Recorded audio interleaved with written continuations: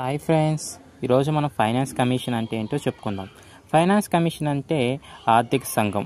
ఎందుకు ఈ ఆర్థిక సంఘం అంటే మనకు అకార్డింగ్ టు ఆర్టికల్ 280 ప్రకారం మనకు ఆర్థిక సంఘం ఉందన్నమాట, కాన్స్టిట్యూషన్ ప్రకారం. ఎందుకు ఈ ఆర్థిక సంఘం అంటే మనకు సెంటర్ స్టేట్ ఉంటాయి కదా, మనకు ట్యాక్సెస్ ఉంటాయి కదా, ట్యాక్సెస్ కలెక్ట్ చేస్తాయి. అలాగే ఈ ట్యాక్సెస్ కలెక్ట్ చేసినటి ఎలా డిస్ట్రిబ్యూట్ అవుతాయి అంటే పంచుకోవాలి, ఎలా సెంట్రల్ స్టేట్ ఎలా పంచుకోవాలని చెప్తుంది ఫైనాన్స్ కమిషను. అలాగే ఈ యొక్క గ్రాంట్స్ ఇన్ ఎయిడ్ అంటే కొన్ని ఫ్రీగా డబ్బులు ఇస్తారు కదా సెంట్రల్ స్టేట్కి, సో ఎంత పర్సంటేజ్ ఇవ్వాలి. అలాగే కొన్ని రాష్ట్రపతికి సలహాలు ఇస్తారు, ప్రెసిడెంట్కి సలహాలు ఇస్తుంది అన్నమాట, ఎలా చేసుకుంటే బెటర్ ఉంటుంది ఫైనాన్స్ ప్రకారం. అలాగే పంచాయతీ మున్సిపాలిటీస్ ఉంటాయి కదా, వాటికి ఎంత శాతం నిధులు ఇవ్వాలి అంటే డబ్బులు ఇవ్వాలి అని చెప్తుంది అనమాట ఫైనాన్స్ కమిషన్.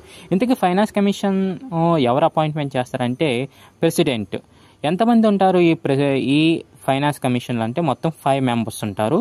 ఒకరు చైర్మన్ ఉంటారు, అలాగే రిమైనింగ్ 4 మెంబర్స్ ఉంటారు అనమాట. ఈ వీళ్ళలో ఎలా ఉంటారంటే ఒకరు సుప్రీంకోర్టు జడ్జి ఉంటే ఇంకొకరు హైకోర్టు జడ్జి ఉంటారు. రిమైనింగ్ 3 మెంబర్స్ అనే వాళ్ళు ఎలా ఉంటారంటే ఏవైతే ఫైనాన్స్ పరంగా ఎకనామిక్స్ పరంగా ఎక్స్పీరియన్స్ పర్సన్స్ ఉంటారు కదా, అడ్మినిస్ట్రేషన్ పరంగా ఎక్స్పీరియన్స్ పర్సన్స్ వాళ్ళు ఉంటారన్నమాట. వీళ్ళు ఎవ్రీ 5 ఇయర్స్కి ఒకసారి అపాయింట్మెంట్ చేస్తూ ఉంటారన్నమాట ఫైనాన్స్ కమిషను. సో వీళ్ళు ఇలా ఈ డెసిషన్స్ ఎంత పర్సంటేజ్ ఉంటుంది రాష్ట్రాల మధ్య, అలాగే ఎలా పంచుకోవాలి మనీ అనేది, సో ఇవన్నీ మనకు సిఫార్సు చేస్తుంది ఎవరికి, ప్రెసిడెంట్కి.